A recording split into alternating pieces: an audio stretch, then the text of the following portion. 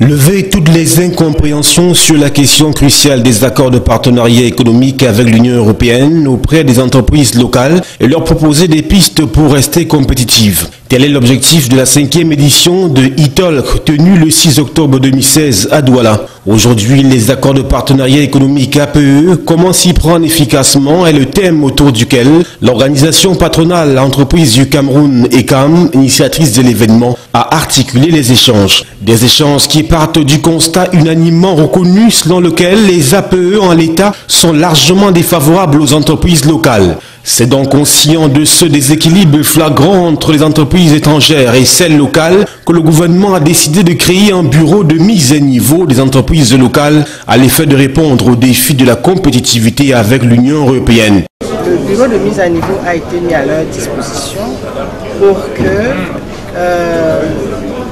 dans leur organisation, dans les ressources humaines, dans la gestion au quotidien, dans la production. Quand je parle de production, c'est déjà les process de production, mais également la qualité dans la production et dans les systèmes de management, que ces entreprises-là soient au top. Et le bureau de mise à niveau a été mis en place justement pour ça, pour accompagner les entreprises. Une solution inadéquate au dire des patrons d'entreprises locales pour qui le vrai problème est ailleurs.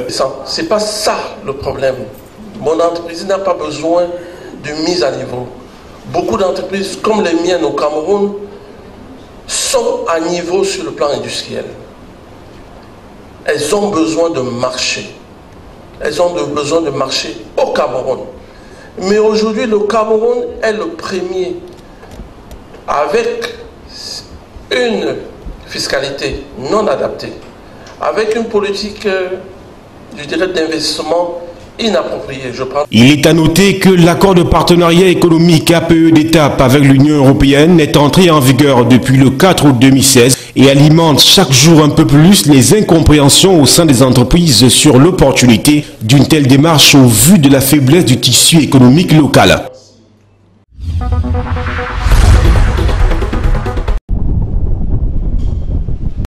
Entrepreneuriat numérique, la salle des fêtes d'Aqua a servi de cadre ce 6 octobre 2016 à la rencontre de Douala. Initié par Bordeaux Métropole et le JICAM, il est question à travers les NewMaf d'organiser des rencontres et des échanges entre entrepreneurs numériques de Bordeaux et les villes africaines dans un cadre informel propice aux discussions entre professionnels. Ce dialogue qui a été fait entre les institutions publiques et le secteur privé ici représenté par le JICAM avait besoin d'une troisième partie qui est vraiment la population et ici plus précisément les jeunes innovateurs du Cameroun.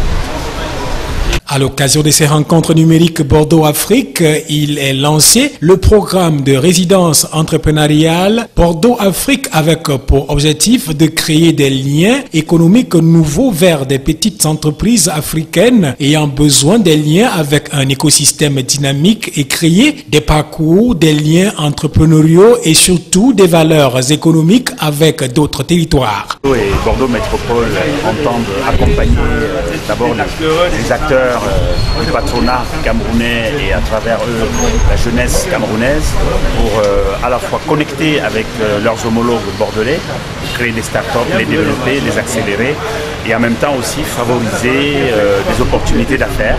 Des opportunités d'affaires qui peuvent à la fois générer des capitaux pour ces entreprises-là et surtout, en définitive, créer de l'emploi pour la jeunesse camerounaise. Les technologies de la communication et de l'information étant une richesse de croissance pour l'économie camerounaise, ce partenariat a également pour ambition de favoriser le croisement des regards et des cultures, miser sur les meilleures connaissances réciproques des marchés, des innovations, des techniques, des cultures de chacun afin de devenir un dispositif de référence au service des territoires respectifs.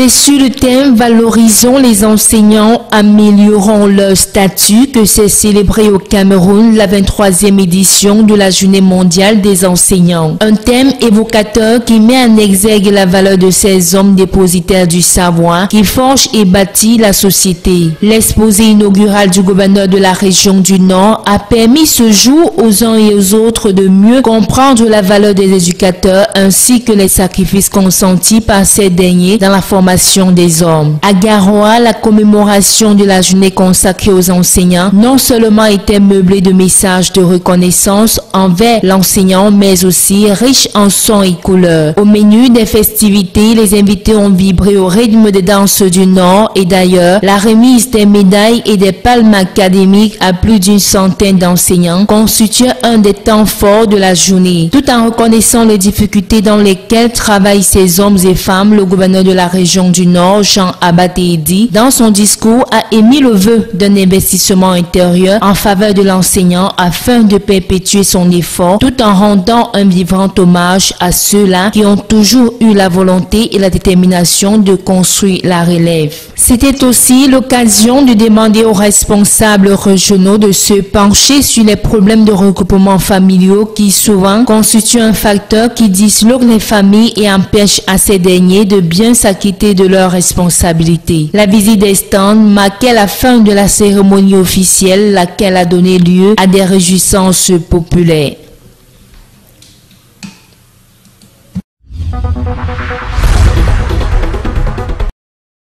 C'est la maison du parti de Bonanjo qui a servi de cadre le 5 octobre 2016 au lancement de la foire syrienne à Douala. Une initiative rendue à sa 20e édition et dont l'itinéraire témoigne, s'il en était encore besoin, de l'importance et de l'ancrage de l'événement. La foire syrienne, c'est la promotion, un regroupement de 14 petites moyennes entreprises syriennes qui se mettent ensemble pour faire la promotion des produits syriens.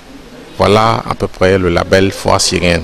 Cette rencontre interculturelle qui a commencé depuis le 2 et s'étend jusqu'au 30 octobre 2016 offre l'opportunité au peuple syrien d'exposer son savoir-faire et donne la latitude aux Camerounais d'en apprécier les qualités et les valeurs. Ainsi, à la foire syrienne, on y trouve salons de qualité supérieure, rideaux haut de gamme en passant par des vêtements, bref, tout pour l'ameublement intérieur, en plus des chaussures, bijoux, parfums et autres. Des produits dont l'intérêt pour les visiteurs de tous bords n'est plus à démontrer. Chaque année, nous faisons un peu d'effort pour changer. C'est dans la même ligne. On produit des salons, mais tout ce qui est découverte en matière de perfection, on apporte. Cette année, les salons de cette année dépassent pour beaucoup les salons de l'année passée. Vous voyez un peu, chaque fois il y a une certaine perfection. Voilà à peu près. Et sur toute la gamme des produits, vous sentez quand même beaucoup d'amélioration. Au-delà de ce rendez-vous des affaires, la foire syrienne est aussi le lieu et surtout l'expression du témoignage de l'hospitalité camerounaise. Je suis assis dans la foire syrienne parce que je suis syrien. Okay. Je suis syrien, mais je viens ici en 2016 pour ouvrir une usine en Cameroun pour fabriquer la détergent en poudre à liquide vaisselle. Je suis très content de choisir Cameroun.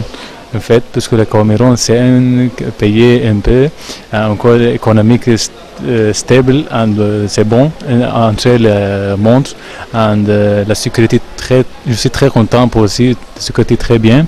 Même je suis très content parce que le Cameroun c'est bon personne. Un pays paisible et accueillant et par conséquent propice aux échanges qu'offrent les expositions de la foire syrienne à Douala.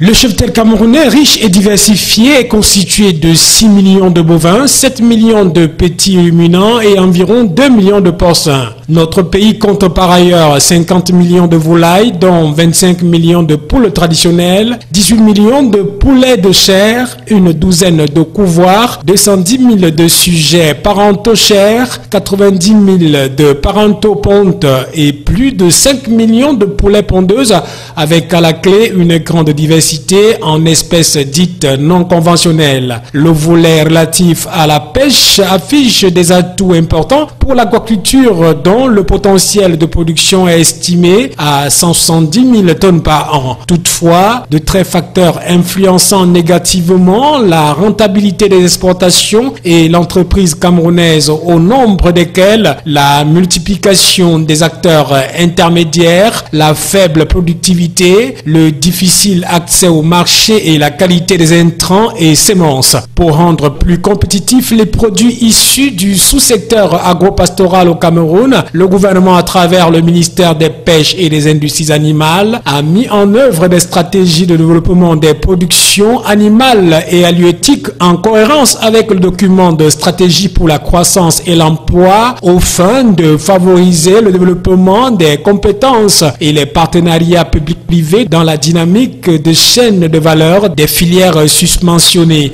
Le projet d'industrialisation des filières bovines et porcines en cours de réalisation s'inscrit dans le même sillage à travers la construction des infrastructures, notamment un abattoir industriel d'une capacité de 250 têtes par jour en Ngaoundéré, des entrepôts frigorifiques dans les villes de Yaoundé, Kribi et Bolova et Ngaoundéré, ainsi que l'acquisition des camions frigorifiques pour le transport des produits carnés vers les grands centres de consommation. La rencontre de Yaoundé vise à partager le concept général de la chaîne de valeur avec les leaders des organisations de producteurs, sensibiliser les acteurs nationaux sur l'avenir proche qui apporte plus de visibilité relativement à la problématique du marché des produits et leur qualité. L'enjeu à terme pour ce qui est la filière bovine, par exemple, sera de réduire la vente des animaux sur pied au profit d'un abattage respectueux des normes et de l'environnement, source d'une plus grande plus-value.